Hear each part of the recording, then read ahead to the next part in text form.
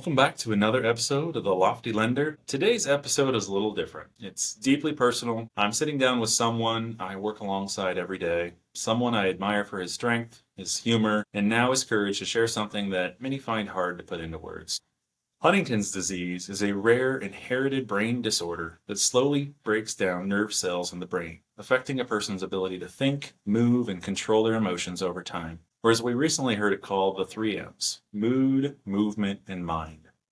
It's often described as having the symptoms of ALS, Parkinson's, and Alzheimer's all at once. There's currently no cure, and the progression is both physically and emotionally challenging. Most people begin experiencing symptoms in their 30s or 40s, and because it's genetic, it can be passed down through families. While it's a devastating diagnosis, it also reveals that incredible strength, not only in the individuals who face it, but in the communities who rally around them. With that, we welcome in Eric Smith. Hello.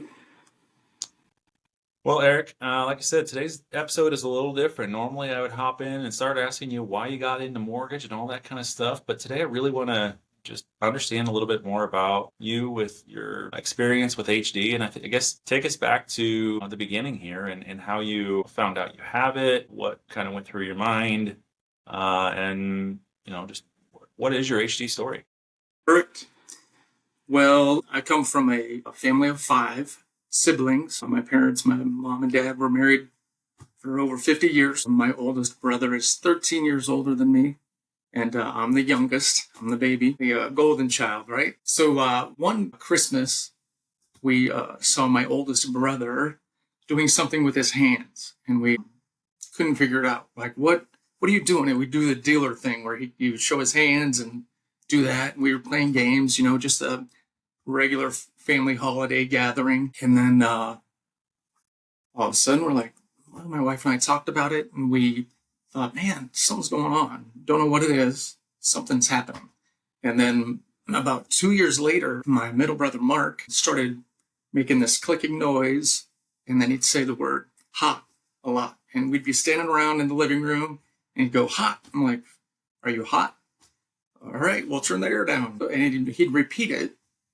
Like, okay, we just thought he was hot. And then come to find out, he started making more and more clicks and then started having movements. And he went to the doctor and they didn't know what it was. He had vertigo, he had blah. They kept saying it was this, that, and the other thing. Did some testing. It took about 6 months for him to get a diagnosis. And I was in the shower one day, my wife comes in and says, hey, your brother Mark has Huntington's disease. And I was like, well, I don't know what that is. Can't be that bad. I haven't heard about it, right? How wrong was I? So just found out that he had it and didn't know at the time my oldest brother had it. He later on, after my brother had called me about 3 months, my middle brother had called me and said, hey, you should find out more about Huntington's and get tested. I was like, well, why? I didn't know anything about it. I was ignorant. And it was just finding out information. So my wife and I decided that, hey, we're going to find out about this thing. In the meantime, my brother Bill, my oldest brother, got diagnosed with Huntington's disease. One. And learned that, it's genetic. Bill had Huntington's. My brother Mark was telling my mother to get tested. And this was before my wife and I got educated about it. And I was like, why? What is he just looking for somebody to blame? Is he just lashing out, that kind of thing? So my wife and I started getting educated. And then you find out, okay, this has to come from your mom or your dad.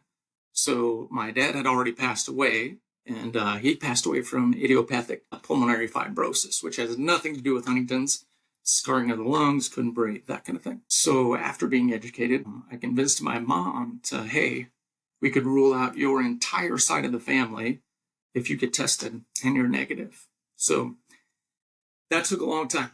She was a stubborn person, and took a long time, but she finally decided to do it, and luckily she came back negative and was able to rule out her whole side. My dad never showed any symptoms of Huntington's. So to me, I never ever saw anything. He was in poor health at the end for about 11 months, and we were over there every day. So I got to see him every day and help him, care for him, that kind of stuff. And I never saw anything with that. And he died when he was 73. So that's pretty late to get Huntington's or to show signs of. Yeah. So anyway, I thought at the time, I'm like, I'm not going to get tested, because testing, once you know, you can't take it back. So at the time, I hadn't decided to get tested. I'm like, why no? Why find out about it? And then every day you're kind of sitting there, you'll have a little twitch or a little movement, and you'll be like, oh God, is that it? Is that it? So I think it was about 3 years after that, sat down with my wife and decided, hey, we could rule out the boys, kind of like with my mom, rule out her side of the family.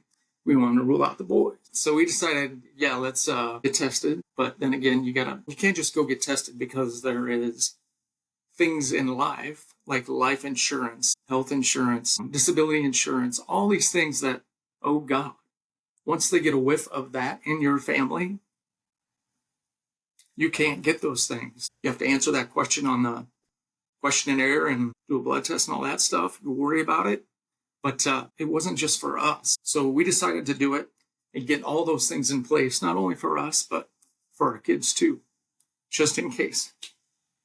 Is that something that you guys did together? Or did you also bring the boys in to sit down and go through that at the same time? Or how did that all happen? Yeah, that was just my wife and I. And we wanted to just surprise them, hopefully, with the gene negative response and go, hey, something you don't have to worry about. Jake was at boot camp.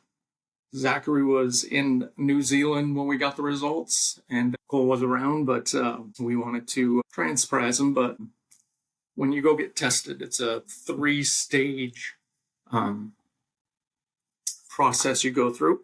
So there's a center of excellence in Iowa City, and they have a neurologist, a psychiatrist, and a gene counselor all there for you when you make the trip. And it's 3 trips. So the first trip is just them basically checking you out, seeing if what symptoms you may have now, or if there are any. That's the neurologist part of it, and educating you. And then the psychiatrist, you go through that to see if you're in depression, if you can handle these results, those kinds of things. So got through those, and then the genetics counselor's there just to answer questions about family and how genetics work and why is this, this stupid repeat number expanding, that kind of thing. So you do that, and then you go back for your second trip where they do you sit down, they ask you again, do you want to go through with this? Of course, yeah, we do. And then they do the blood draw, and that's on the second trip. And then you go home and you wait. Oh. I think it was 3 months. It was either 6 weeks or 3 months, something like that. So you're waiting for those results, right? Pins and needles, that kind of thing, drive over, and then you get the results. So you arrive at the office, and then they ask you again, do you want the results? Can't take it back, that kind of thing. Yep, sure do. And then you read your results, and of course we're like, yeah, and then say you're gene positive, and then the next thing you're listening for is, what's my repeat? Because if you know about Huntington's, the lower the score, if it's close to 40, the better. That means it's a lower repeat number, and it tends to happen later, or it doesn't happen as fast the higher the number. So they came back and said, you're gene positive, 40, devastating rate, terrible. It kind of didn't hit me right away. Hit me on the way. On the way home, as you're starting to think about your boys, starting to think about that conversation that you have to have. I can't even put myself in your shoes. Oh, yeah. Had to pull the car over, that kind of thing. Woo. Thankfully, you got Jody. She's Amen. She's an amazing woman for you. So she's, I'm sure she was the rock you needed to lean on there. I'm sure I can here in the car right now being the positive influence for you to say, hey, now we know. Now we can give the boys something and we can let them make their decision. What golf course is that up there in Iowa City? Finkbine? Yeah, I just pulled in there, big hug, and then drove home. But She hopped in the driver's seat, said, Eric, move over. I'm going to take over she from did here. not. If you know us, I drive everywhere. Oh, okay. But that's probably my fault because I tend to critique people's driving. You and I are so much alike, Eric. Dude, I just can't handle it. Okay. So we were driving home, trying to figure out, how we're going to tell the boys that kind of thing. And because they were away, we had to wait for them to get back, and we had some time to think about it and sit down with them and tell them. So we brought them in. We had to ask, hey, we want to have a conversation. Can you just come over? Just you, no girlfriends, no anything. They're like, why are we coming over? What's going on? That kind of thing. So they come over. We said, unfortunately, you've got to worry about it. And nothing they have to worry about right away. They said, because my repeat was 40, so you have to worry about Huntington's. They said, you don't have to worry about getting tested right away, that you could do that. If you choose to do that later, you can do it. But we had in place all the other things that we had to, get in place first, the life insurance for them, just in case they have families, that kind of thing. Because once I'm not diagnosed with HD yet, I'm pre-symptomatic. I just have the gene repeat that will eventually get it if I live long enough.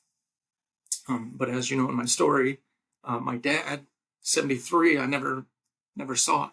So that was tough. But that's actually really interesting. We've been doing so much education about HD here in the office and learning more about Huntington's disease, and that's not something that I had even realized. So you can have the gene, but not necessarily get diagnosed with Huntington's disease. Right. Yep. I'm gene positive, and the diagnosis is it's hard because the diagnosis really comes at the stage of chorea, and chorea is all the movements. My brother Mark had those the most, and then Bill started showing signs of that stuff with the hands. But then you have big body movements. In fact, they told them that they needed to eat 5,000 to 7,000 calories a day just because they're moving all the time. And that's hard. And especially when you are moving all the time, getting the food in your mouth. Yeah, that's just really hard. Challenge. Yeah. So that's my story. I mean, for the most. So obviously you can't speak for your sons, but what do you recall them? What was their reaction when you told them? Was it, hey, thanks for telling us, now we're ready to, we want to make our own decisions. Each one have their own ideas on it. Yeah. Were they angry? What was their reaction? None angry because we had already educated them about it. They had gone some of the education days to learn about it, things like that. And they know it's not anything I can do or my dad could do, their grandfather. It's nothing they can control. They had mixed reactions. I think, sad on one hand for me, but also, God, what's that bring for me? In what direction do I want it? So obviously there's this disease, there's a lot of mentalness to it. You think about all the things how it's going to impact you potentially down the road, how it's potentially going to impact your kids, your grandkids. I don't want to make it harder again on you here, but what keeps you up at night with this? That's the hardest part. How did you come to peace with that? I don't know if you ever get peace with it, but you do as much preparation as you possibly can.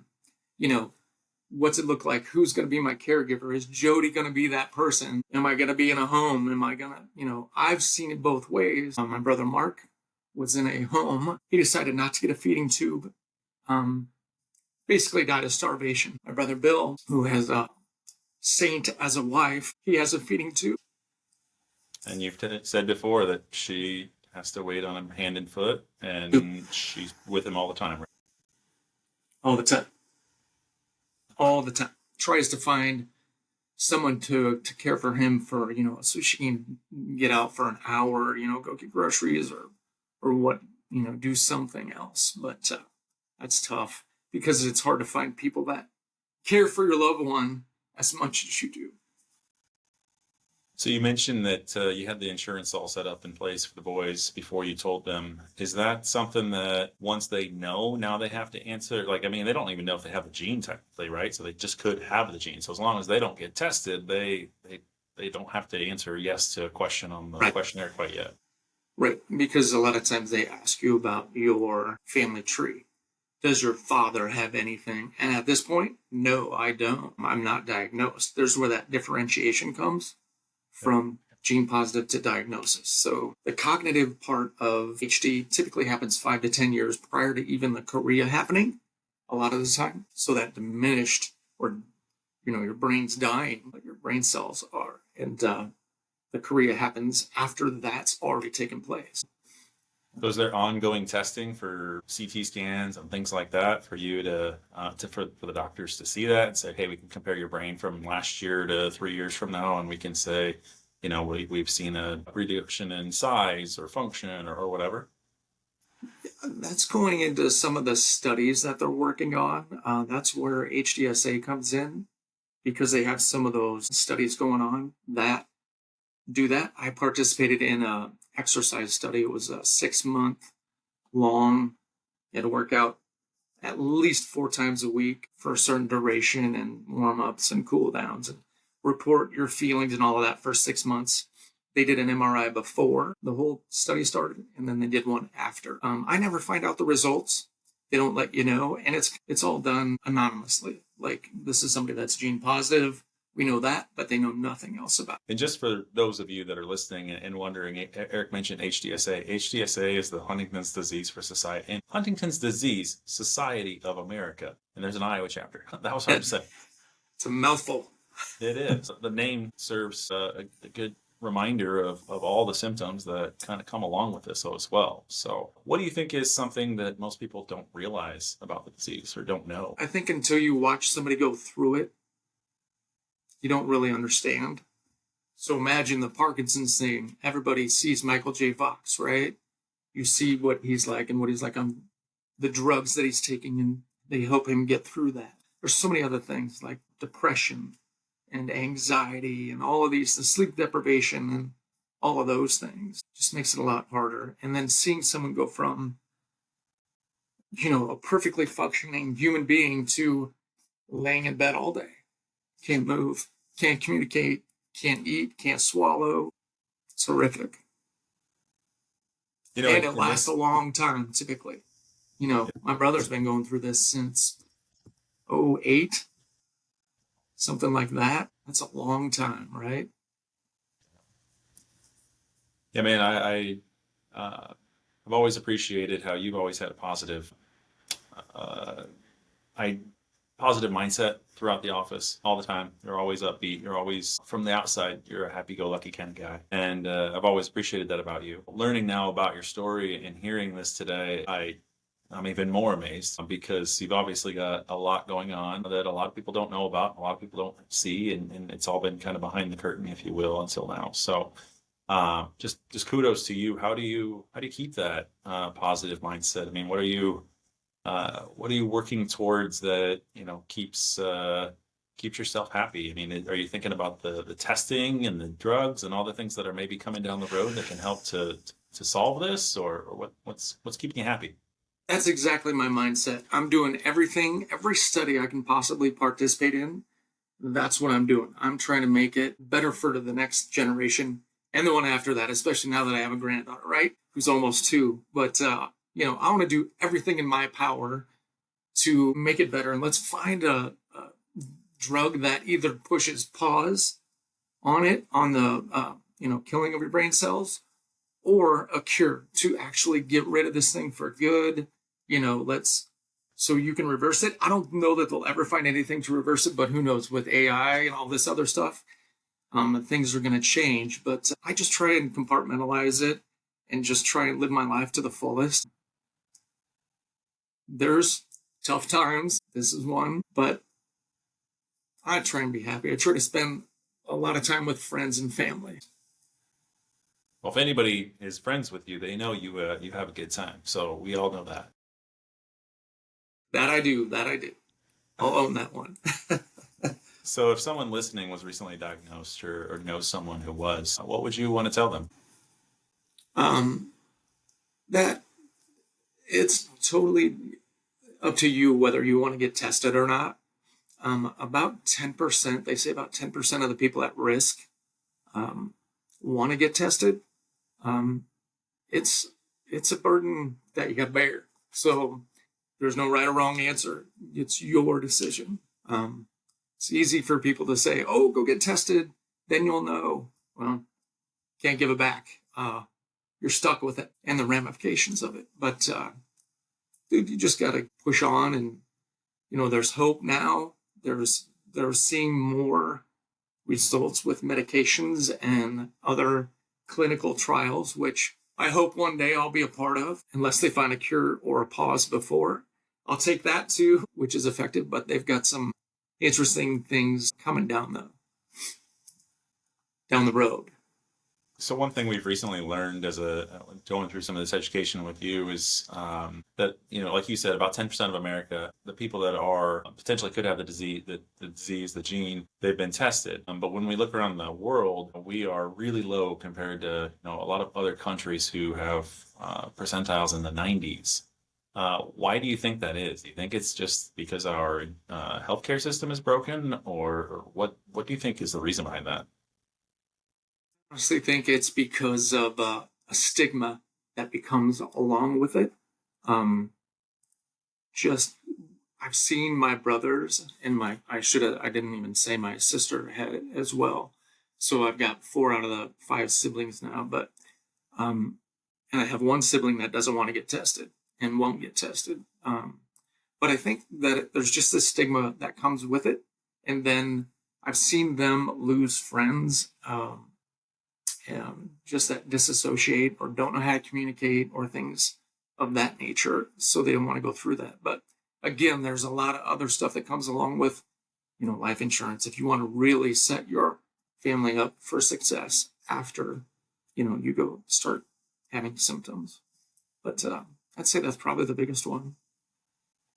And one thing you brought up that I wanted to make the audience aware of as well is you talk about your siblings that have all tested except for the one. And HD is, again, from what we've learned, is passed down at a 50-50 likelihood, right? And every child is 50-50. So if you have 4 kids, it's not 2 of them are going to get it, 2 of them are not going to get it.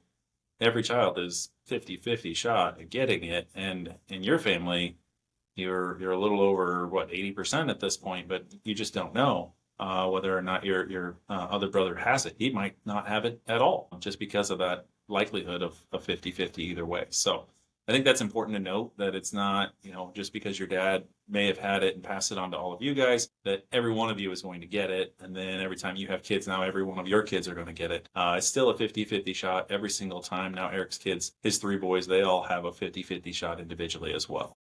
Yeah. So that what that means is pick up a coin, flip it.